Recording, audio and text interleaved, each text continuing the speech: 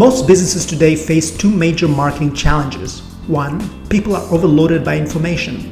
We're talking about over 5 billion pieces of new content every day.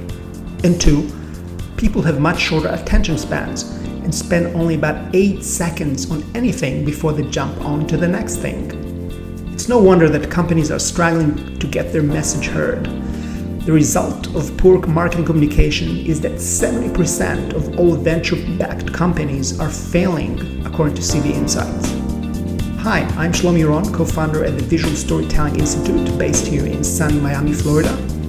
We help marketers like you rise above the communication noise with personalized visual storytelling programs so you can connect better with your audience, empower their lives, and grow faster your company. Welcome to the Visual Storytelling Today Show. This show is your number one source for the latest and most effective visual storytelling strategies you can apply to your business today. From new business storytelling techniques, latest trends in video and infographics, to augmented and virtual reality. Join us every month to meet notable visual storytellers and discover their marketing insights and stories. Hi, my name is Shlomi Ron. I'm a co-founder at the Visual Storytelling Institute based here in Miami, Florida. We help business leaders articulate, visualize, and distribute their business stories so they can connect better with the audiences and grow faster in their companies. So with that, I know that a lot of you are struggling with the challenge of connecting better with audiences. So for this episode, I decided to invite a guest that it's outside of the traditional marketing space that I typically interview. And I have the great pleasure to invite Yasmine Kotb. She's the owner of Mina Mediterraneo. One of the great success stories in Miami's cuisine landscape. So with that, welcome to the show, Yasmine. Thank you. Hi, how are you? Great. Wonderful. So what we normally do is maybe if you can, since, as I mentioned at the top, typically I interview folks with more marketing backgrounds. Maybe you can give us your backstory, what inspired you to become a chef or restaurant owner? What's your backstory? Well, the backstory is that the restaurant is inspired by family recipes. They're specifically my mother's recipes. My parents owned a restaurant that they opened after me and my sister both graduated university. So we were out of the house. It wasn't something we necessarily grew up around, but we did grow up around food being a very kind of important part of our culture, traditions. So, so that's sort of why I chose this sort of cuisine. And the business side of it, I guess after working for others for, the first part of my career after university, I worked in the music business for about 15 years and then decided I wanted to work for myself. And I just didn't have any other ideas as to what to do. So Right. the fact that my parents had a restaurant that they had running, and I helped them sort of renovate the space and open up. I wasn't, I went in and out. I would kind of help them so they could go on vacation. I didn't necessarily have a background in restaurants either, but I had access to the recipes. I had access to advice from them. So it was sort of the idea I had, and I wasn't afraid to take on a space and turn it into a restaurant. So, so that's sort of what got me into the restaurant business. When we talked, I know that you mentioned earlier that you have a background in journalism, right? I have a degree in journalism. I wouldn't call it a background. I mean, I graduated from University of Texas with a bachelor in journalism, specializing in PR, and a minor in business. But I would say that, and since graduating, my particular story is that I have never had to present that degree to anyone, or have I used it's not been a vocational degree. I mean, I think that basically Right. I completed a degree and which made my parents happy. And then you moved to the music business. Right, helped, You told me you ran a road shows for major artists, right? Musicians. Yes, yeah, yeah. So I was a tour. I mean, I started as a lighting technician, and then I became a tour accountant. Yes, and I toured with a lot of different, both solo artists and bands, and sort of dealt with the financial aspect of their touring business throughout the world. I see. And so it was a lot of movement, and it was a lot of. I mean, it was fun. I enjoyed it. I miss it sometimes. There's some things I don't miss, and some things I miss a lot. So, but I thought I sort of ran into a time where I felt that it had sort of run its course, and I got the best out of it that I could get, and I felt like it was time for a transition. And so, so the restaurant was, it sort of felt like something I could get into without a lot of history or knowledge of the business, other than being a consumer of it. I mean, living on the road, I was constantly living in hotels and eating all my meals out. So Right. I was always, I really was a nonstop consumer of restaurants. And I was always I think operationally, and maybe because my parents, once I started touring, had a restaurant, I sort of paid attention to them when I would be there. I mean, I didn't, of course, sometimes if you're in a business meeting, you're very focused on what you're talking about. But otherwise, I would like to go out to eat. I enjoyed nice restaurants, and I usually paid attention to what, to what was going on in my surroundings when I was at a restaurant. And I would normally, I just sort of, I think I always did take it in, like why is this one working? Like it's so busy, and others that don't. I sort of always kind of paid attention to those trends. Do you remember any this magical moment where really you kind of realize, yes, that's what I want to do, and after maybe looking for a job in other fields, maybe what was kind of your I didn't really. moment? I mean, the decision was I decided. The music business is an interesting one. I would say that I think probably just a bad experience in it that just opened my eyes to it being time to make a shift. I mean, I think like many people, the change is sort of, I think had everything always been so great, I probably would never have. But I think a couple of incidents opened my eyes to the fact that I could have continued. I was doing quite well. I mean, I was definitely young for what I was achieving, but I felt like it might have run its course for me and my personality. I see.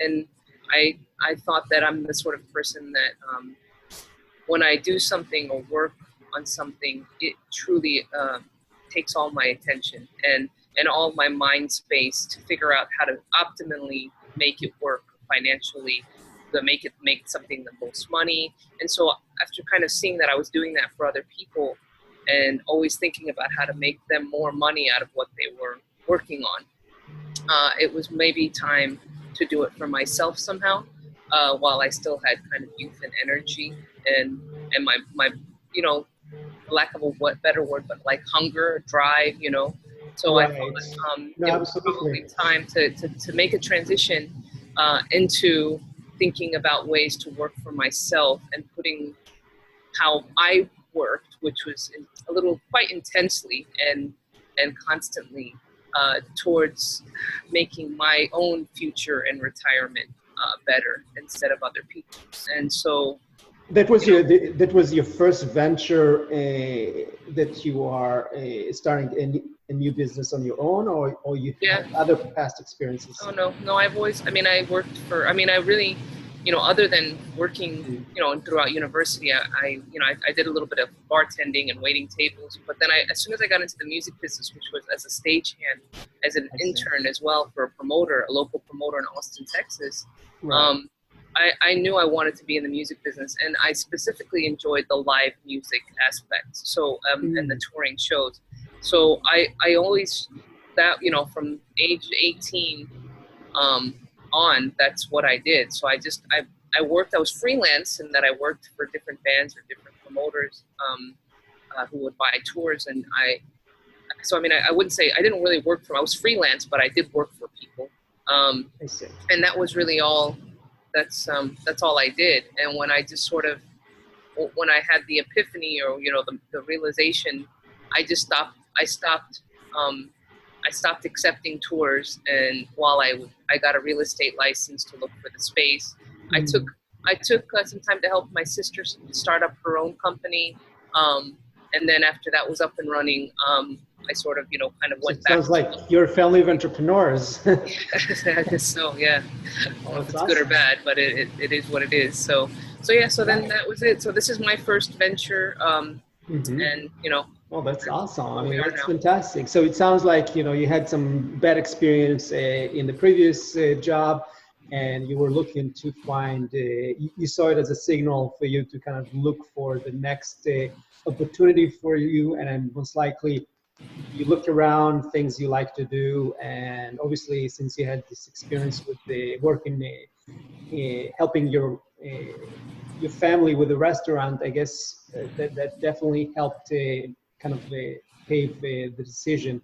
So can you describe like the first days of how it all kind of came together? Oh, well, the restaurant, well, I guess it started with the space. The space, I found an old abandoned warehouse, which in itself was. And why Miami, by the way? How did you end up in Miami? Oh, I fell in love with it on tour. Oh, I see. Maybe like 10 years before. We had a few days off here on one tour, and we were in South Beach, and it was like 2003. So it wasn't super busy or touristy. It was certainly changing. It wasn't what it was maybe 10 years prior, but it was on that transition. But it felt like it was like the beach was beautiful, and I love the beach. But it was a major city, which I'd never really spent much time in Miami. I spent more time in London or New York, at that time, New York City. Because you grew up in Texas, right? Yeah, I grew up in Texas, and I spent more time while touring and working in the music business in New York or Los Angeles. So then came Miami, and I appreciated its, it felt like a little bit of an island meets a major city. You have an island mentality, which I felt was kind of cool because it slows people down. Yet you had the amenities of a major city, and the airport, and and the movement. And I assumed, the culture, and because you would hear different languages all over the place besides Spanish, obviously. But I guess because I was in South Beach, the tourists and people were coming from all over the world, so I appreciated that without the cold weather. Yeah. I didn't like cold weather, so I appreciated that. I felt Los Angeles was, I've always liked it, but I don't know. I wasn't drawn to live there. I had moments where I thought I was going to live there, but so I had bought a condo here while I was on tour, and decided that when I sort of retired one day, tired of the music or whatever, this was where I would want to come to. And then the city is still young, and it was then too. I felt like, unlike 5 years ago, right? Yeah, 6 now. 6 from when I bought the space. It felt like the kind of place where there's a lot still lacking, which meant that there was opportunity for people. It was relative to other major cities, inexpensive. It wasn't cheap. I mean, things weren't certainly not cheap, but for,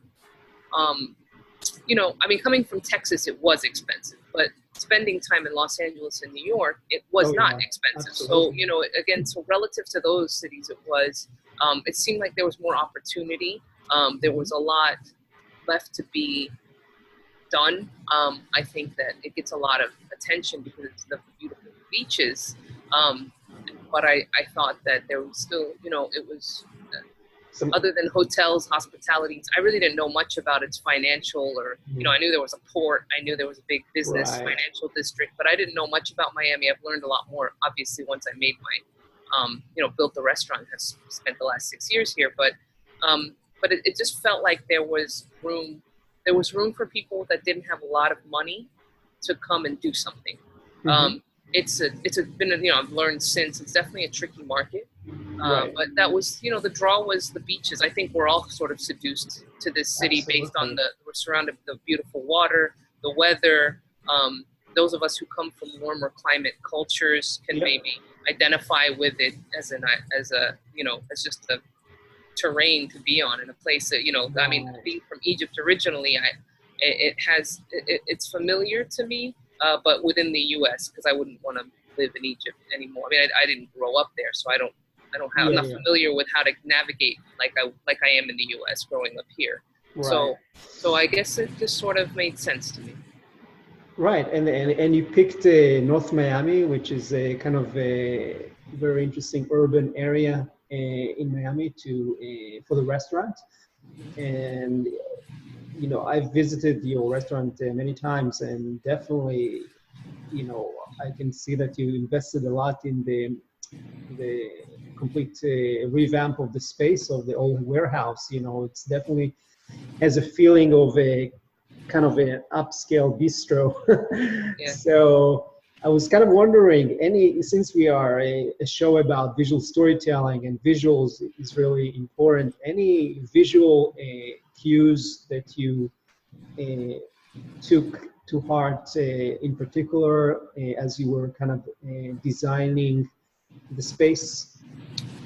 Well, I well the space it turned out to be a really cool building that I didn't realize. What I liked about it, well, it was affordable, which is Mm-hmm. really why I came to North Miami. I mean, the dream and the sort of the dream is to be on the beach, right? Like that's what drew me here. I really would have loved to open a restaurant Right. on the beach, near the beach, Yep. near the ocean, live right there, like be a few blocks away. You have these thoughts of going to the beach Right. if you have a break or a little hour here or there, but it was too expensive. So I had to look elsewhere, Yep. which what led me to this part of Miami. I truly, I told you I got the real estate license so I could look for the space. And I found this building, and what I loved about it is how, well, it was freestanding, which meant I could build a garden.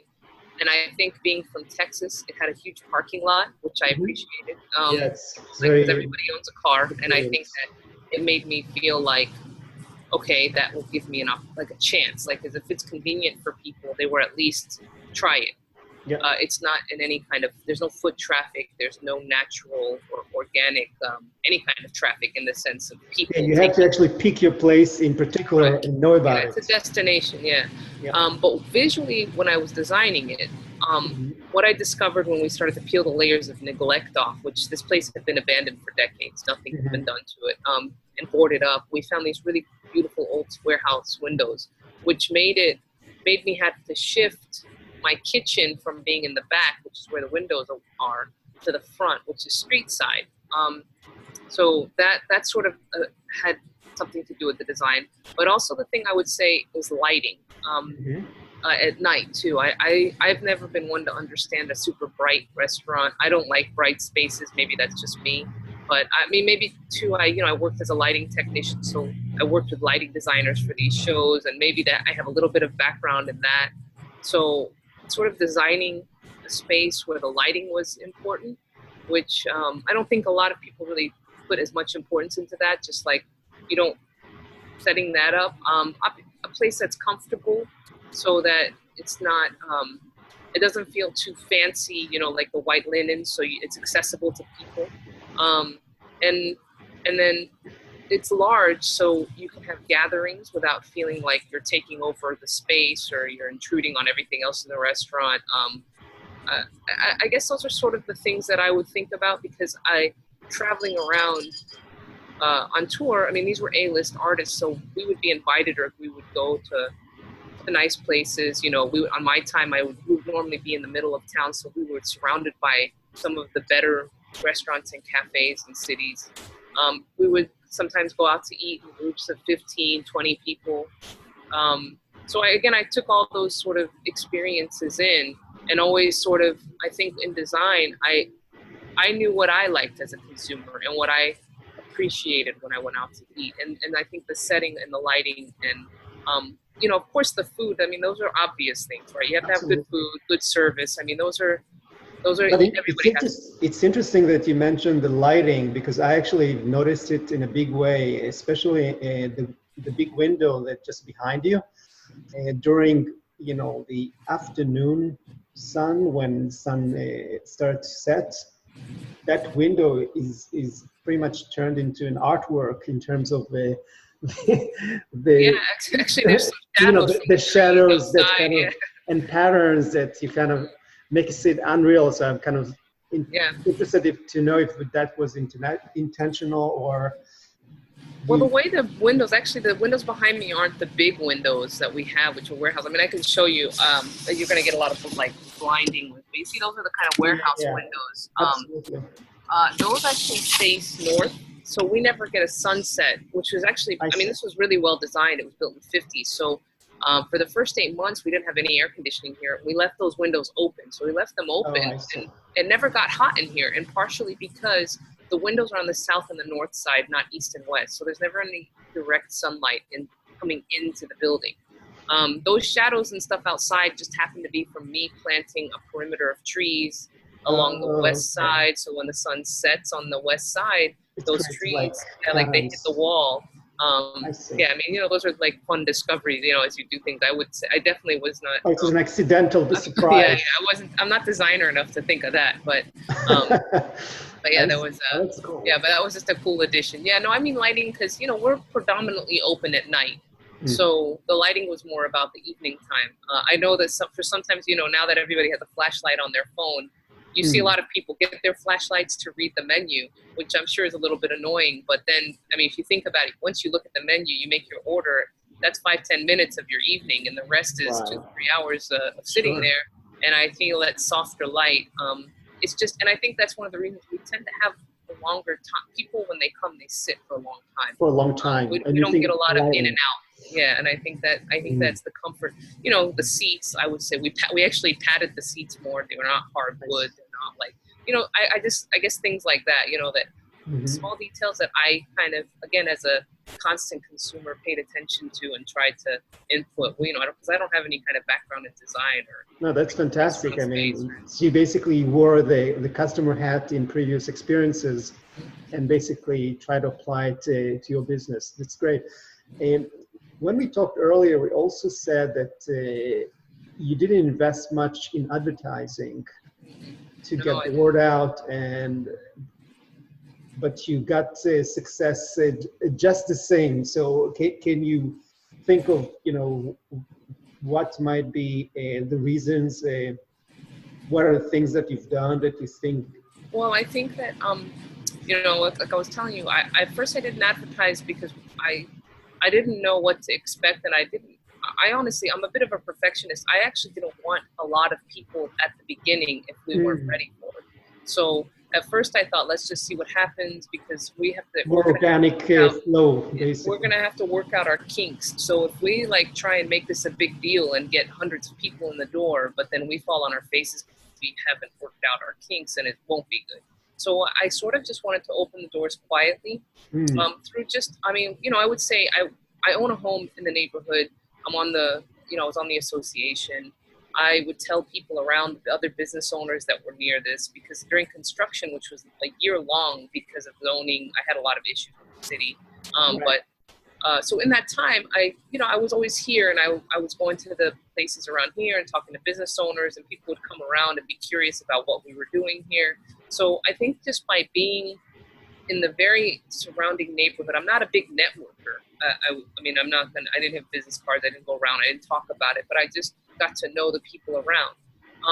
And so when we opened, I had a small friends and family night, just to invite people so we could test our systems out. It was like a free of charge type of thing. Just come, and that gave us our first boost. Kind of a pilot. Right. And then we opened, and I was quite frankly pleasantly surprised by the turnout. It was just enough. It was a little bit hairy at times for us. It was a little busier than we anticipated, but I guess I was quite happy with how we were starting. And what I found was, and this is what I was telling you, I think that as an owner, and this is for the restaurant business, I think people appreciate sort of meeting and knowing the face behind it. I think in a world now that's set up where people there's so many chains and so many corporations sort of opening up. Most establishments people frequent. I think so when something opens up by a single person, or a small I guess mom and pop is sort of the word that people come up with. I don't go there because this isn't like a mother and father, right? But yeah, sure. So I think when people hear when something is individually owned and that individual is there, and they speak to that individual and see them and get to know them a little bit, It's like going to their home almost. Yes, Right? and that's the feeling, and this is truly my mother's recipes, right? So you are you're eating the same food that when we had dinner parties as a kid with family and friends. This is that same food, so Wow. it really is like coming to my home. And so I think that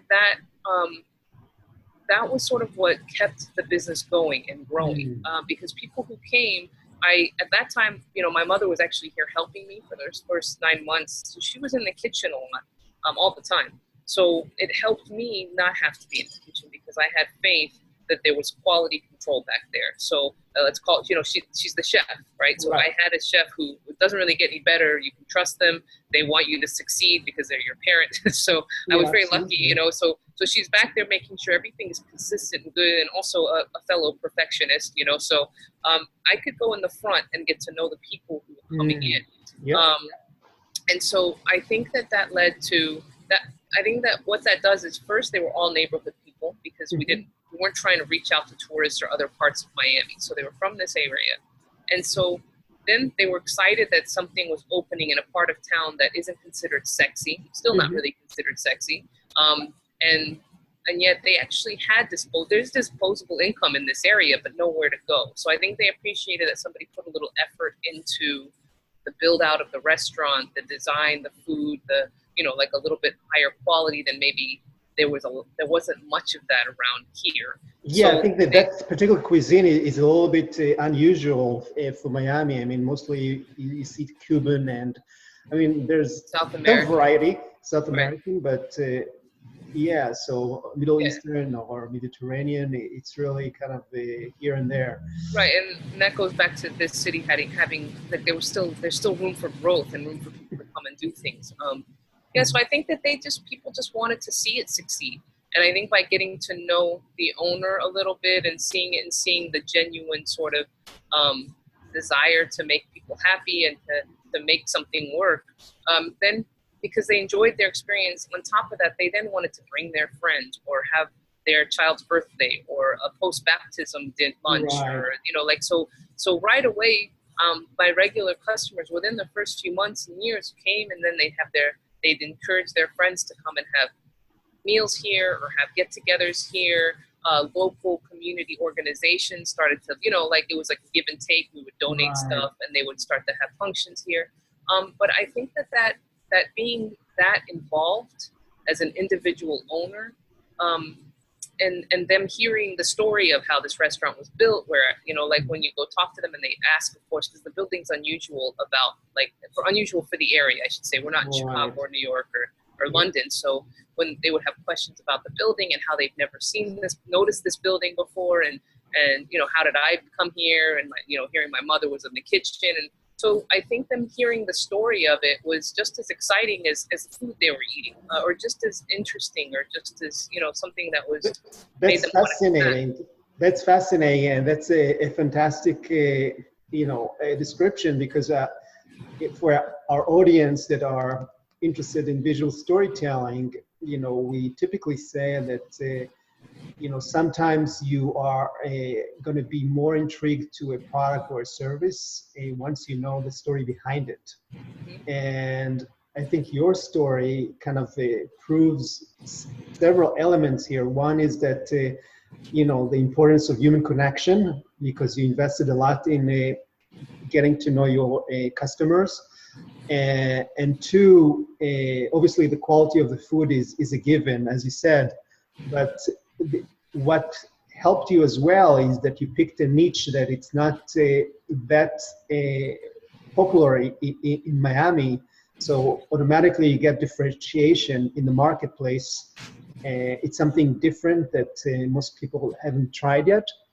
And I think that combination, that they get to know you as a human being and know your story, enjoying food that's unusual for the region, I think it's definitely, I see what happened in terms of the word of mouth, how people heard and kind of spread the word about the restaurant and make it a success. So I guess that's a lesson for any business leader that is looking to start definitely pick a niche that is not heavily occupied.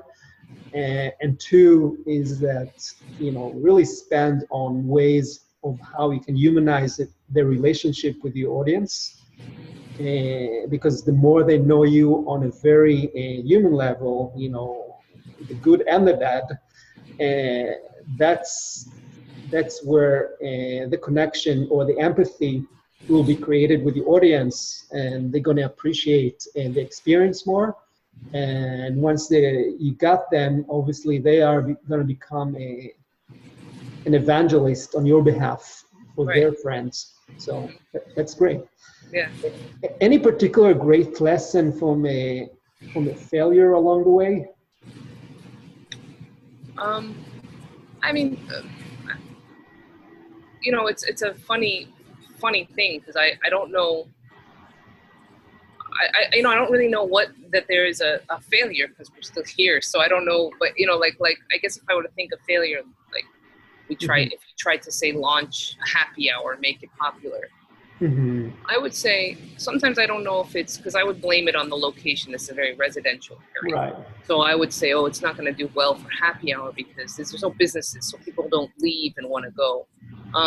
So I guess I stopped trying in that sense, right? So I mean, maybe that's good or bad. I don't know. I'm a hard worker, but I'm not like a hustler. I'm not somebody who will push something because I just want to see them, because I'm insistent that it works. Now, I sort of see what will work, what's already naturally working, and see how you grow that, as opposed to finding all the different ways to make it work so that it grows so much, right? Because of course, that's the people want happy hour, for example, because it's the quiet time. Because people tend to go out to eat after 7:30, 8.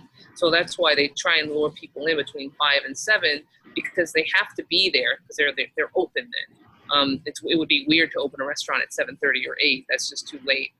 Because you have some people that want to come in earlier. You have your staff there, so people just want to start filling the room faster. But so I guess I sort of, when I see something doesn't work, I kind of keep it moving and see and sort of focus on what does work. So as far as failure in this industry, is it a dish maybe, or something that you tried? Yeah, I mean, I think I tracked that too, in the sense that it disappoints people, but sometimes when something doesn't sell well, because it needs to be fresh, so you don't want to keep throwing it out. You take it off the menu, which then again, I have a lot of regular customers, so you're going to disappoint a couple of people who did like it, but they're not enough to continue making it. Especially, we have a large menu because we have, we didn't want to just make it Middle Eastern, so we covered the region, and that we have the pastas and the pizzas to represent Italy. We have a few French dishes. We have a few, so it's a large menu. So when you start to see what doesn't work or what's redundant, in 5 years, I've streamlined it slightly. We haven't changed much.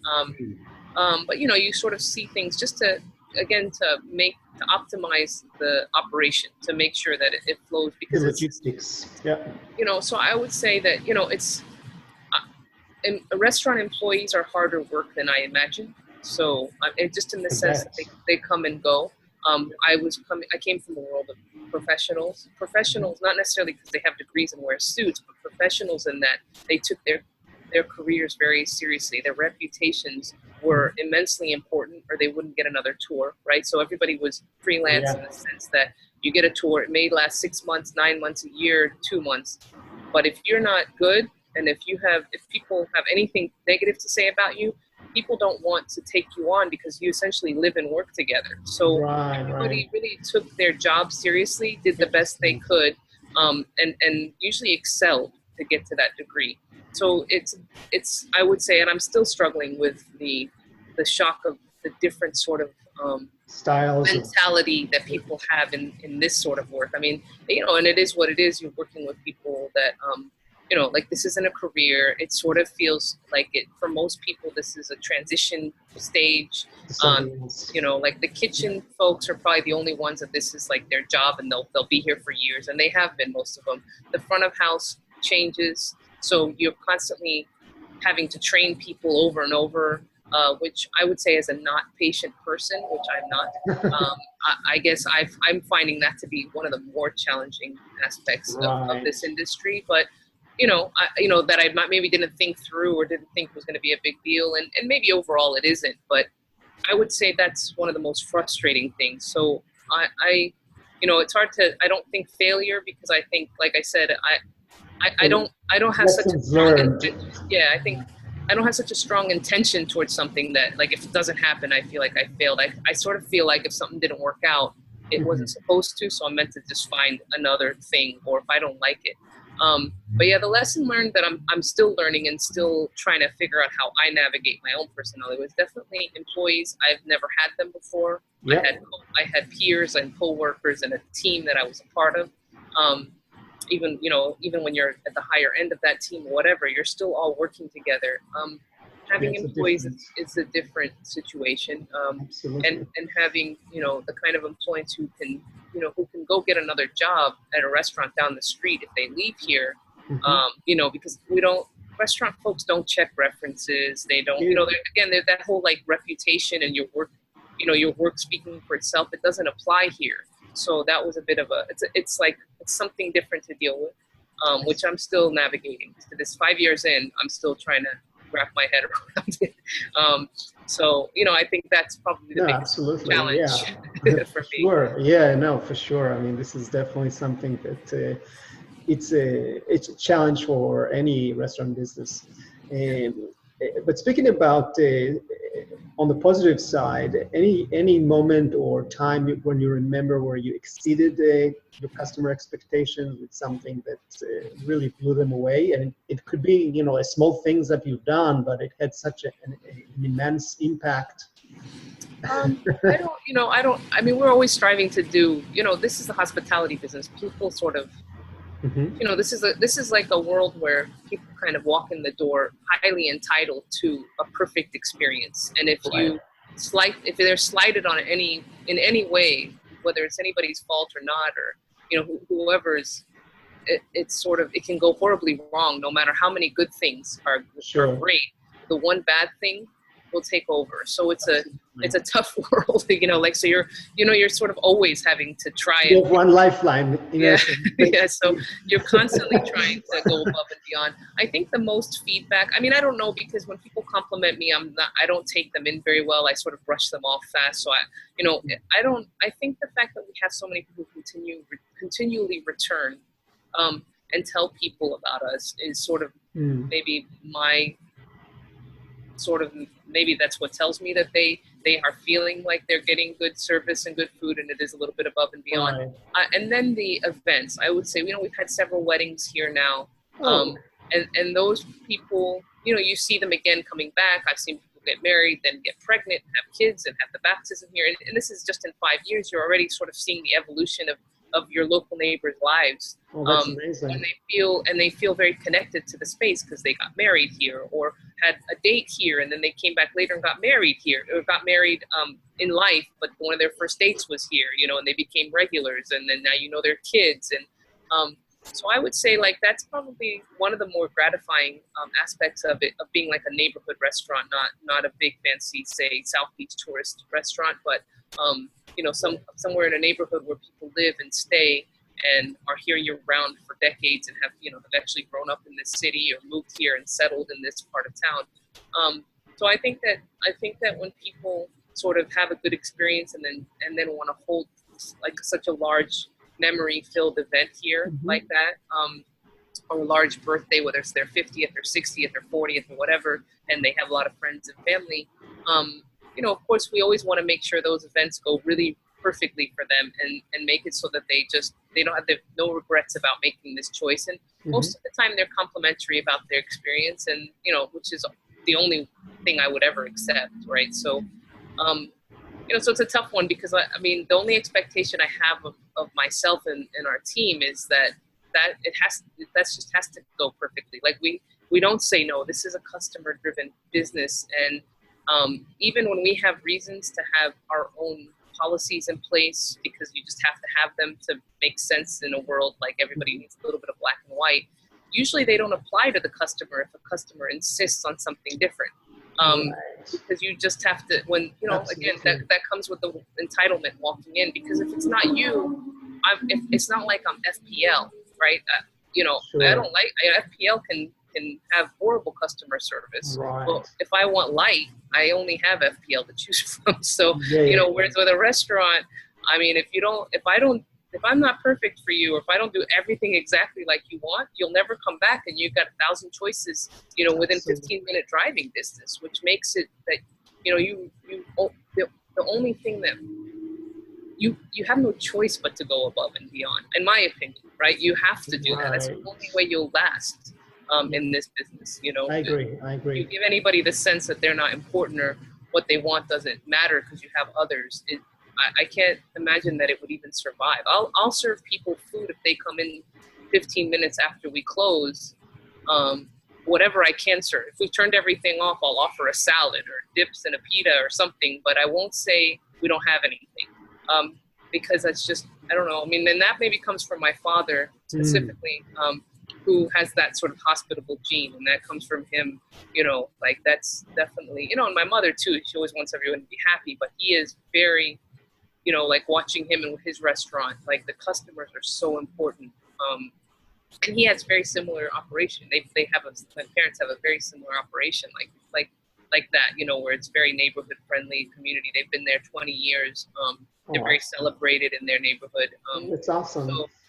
So I mean, I think that comes from that, and that's probably why I chose this. I mean, I had that guidance, I had that sort of mentorship where I saw how they thrive, and a lot of it is, he has the same thing. He's there all the time, talking to all the customers, making them all feel like they're at home and they're welcome and they're the most important people in the world, and in that moment that he's with them. So that's fantastic.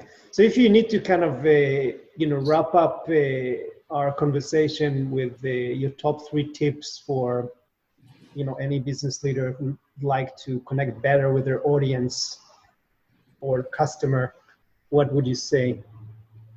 I mean, you have to meet them. I mean, it doesn't matter how many employees you have, it's important to know them, to know who's out there.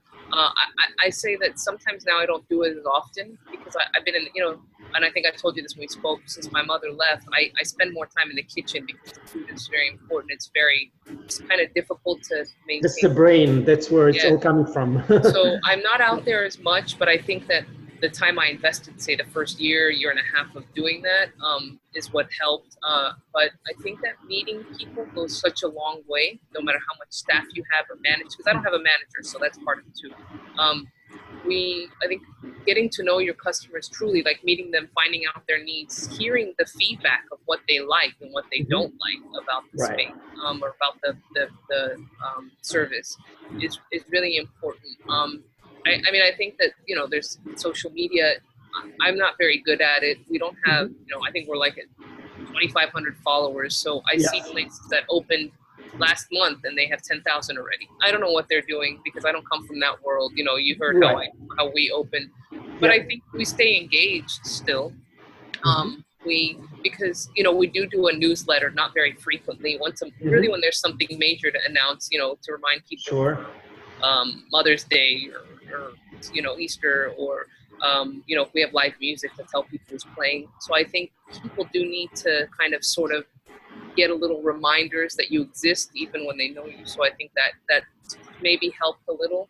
But yeah, I mean, I truly think that, and I don't know, it's hard to speak for other businesses, but I think that when people have time, they get a little FaceTime with the end all be all to it, right? The owner, and they kind of they get to be heard, or they're seen, and they speak to them, and there's a little dialogue or something about what they're experiencing with your service. I think that goes a long way for their loyalty. Absolutely. Yeah. No. So, and I just don't think that will ever change. I mean, we're definitely like dehumanizing a lot of things with technology and with corporate growth. That is sort of making lots of things faceless, like enjoyable. You can go. I mean, I don't only eat at restaurants with single individual owners. I probably do that more than others, but we're even getting to a point where single individual owners are opening up 4 or 5 restaurants, right? Which then separates them again. right? It's not like their first one that they opened where they were there all the time. Absolutely. So I think that we're in a world where that's just what everybody's getting used to it. But I think that people, we're still human and we still appreciate that aspect of things. No, this is great. And I think, what you said about getting to know your customer is absolutely on point. And you definitely prove that, in the way you address your customers. And the second thing is really, the human connection. How can you create opportunities to connect with your customer that are going beyond just indirect communication, face-to-face, in person, and provide a stage for your customer to kind of express themselves about how they feel about your service, and that's how you can elevate the relationship. Obviously, it's a one-on-one kind of interaction, but on top of it, I think the third thing you said is that definitely make sure to continue remind your audience remotely about your latest and greatest stuff you're working on, and that's definitely something that you don't want to disregard as well. Right. So this is great. So thank you so much. This has been a fantastic conversation. I really enjoyed it. You have really an amazing journey that with fantastic story ending, hopefully more to come. Right. And if our viewers and listeners would like to contact you, if they have any questions, how can they contact you? They can reach me at either info@minasmiami.com or my first name, Yasmine, Yasmine, at minasmiami, all one word, MINAS, Miami.com. That's the fastest way. Call the restaurant, leave a message. That's the other way. Because I'm pretty much almost always here, and if I'm not, then the message will make its way to me. So, fantastic. I'm pretty easy to find. Wonderful. Days. All right. Thank you so much. All right. And have a wonderful day, and we'll see everybody the next time. Thank you. Thank you very much, Somi. Okay, good day. Bye.